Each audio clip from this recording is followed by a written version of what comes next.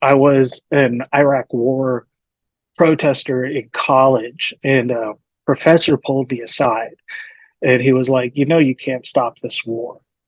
And I was like, and he was like, they're getting this war. They're going to have this war. You can't stop it. And I was like, why, you were a Vietnam War protester. How could you say this to me? And he's like, I'll tell you why.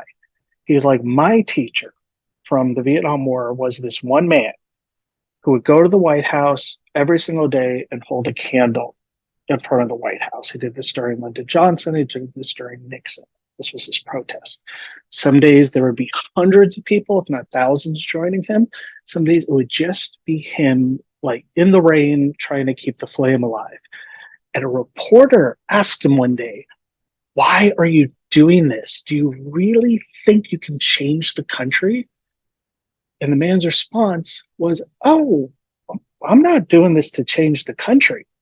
I'm doing this so the country doesn't change me. Right.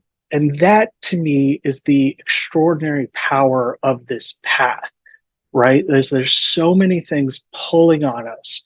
Right. There's so many things in that filter between, the many being called and the few getting in, that if we're not practicing in this way with kindness and compassion at all times, it's easy to get yanked down that path. And so ultimately, we're doing this for creation, but we're also very much doing this for ourselves, which is not something people should shy away from, because I think that's not being selfish with the small s, that's being selfish with the big S, right? Hmm. Because it's seeing that unity. I really appreciate that because it reminds me of, how do you be in this world but not be of it?